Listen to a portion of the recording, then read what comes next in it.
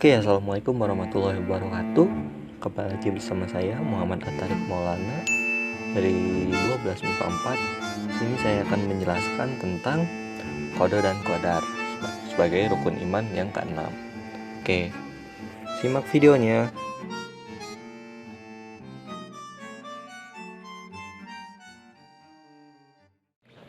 Oke, kita langsung masuk ke pembahasannya ya.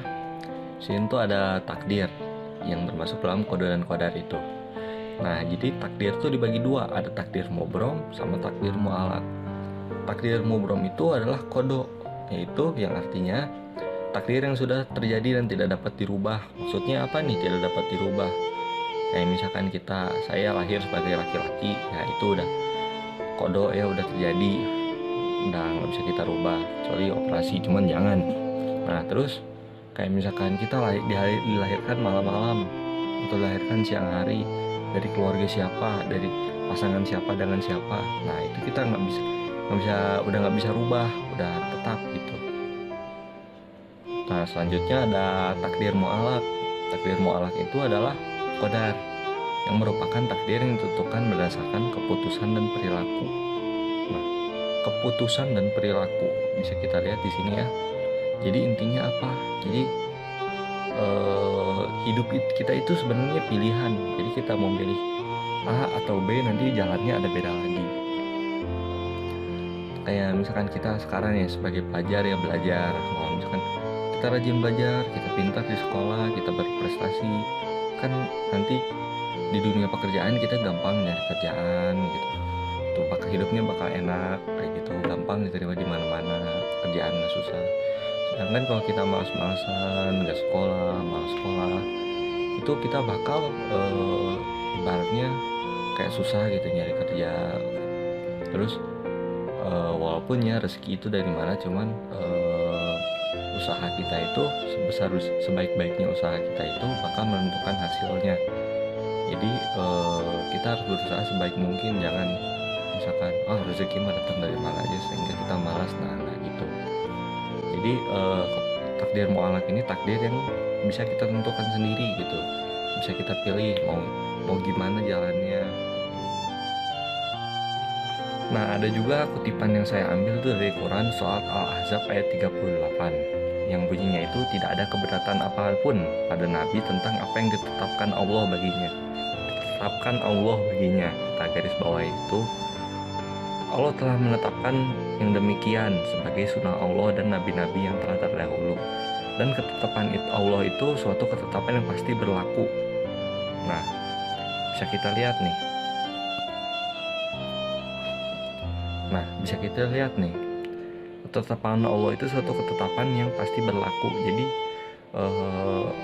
sebesar apapun kita menghindarinya nggak akan bisa, karena sudah pasti berlaku. Misalkan hari kiamat ya, kita sebelumnya udah belajar tentang hari kiamat, bahwa hari kiamat itu pasti terjadi. Mau sesembunyi apapun kita pasti nggak akan bisa.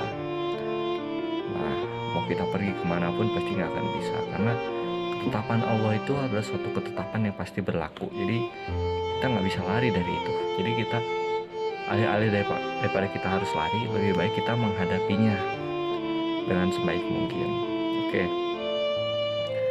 Ada hikmahnya nih dari mengimani kode dan kodar yang termasuk dalam rukun iman ke-6 ini, yaitu yang pertama, senantiasa semangat, optimis, tawakal itu tidak pantang menyerah ya.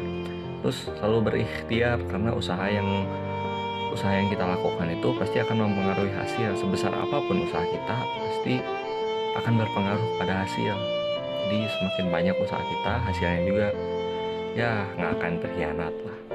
Terus terkadang kita itu terlalu pasrah dengan takdir gitu, kita terlalu menerima takdir, oh ya udahlah takdir saya seperti ini. Jadi terkadang ada orang-orang yang tidak apa ya istilahnya, kadang-kadang itu malas atau gimana ya. Nah di sini tuh saya mendengarkan lagu ya dari Anarkyut. Ada lagunya itu ada kata-kata yang saya suka tentang ini apa sih, takdir itu. Jadi sekarang itu bukan waktumu untuk menyerah.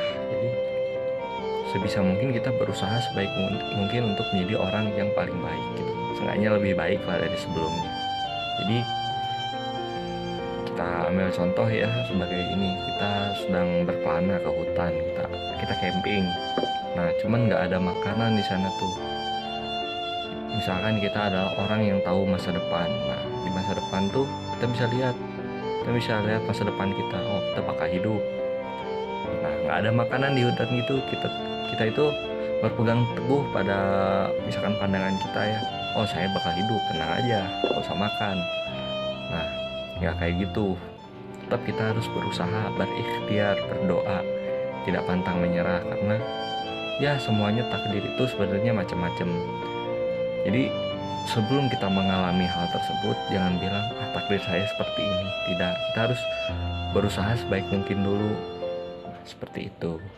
Oke, sepertinya itu saja yang bisa saya sampaikan. Mohon maaf apabila punya kesalahan kata dan mungkin kata-kata yang kurang dimengerti ya. Saya mohon maaf. Wabillahi taufiq wal hidayah. Wassalamualaikum warahmatullahi wabarakatuh.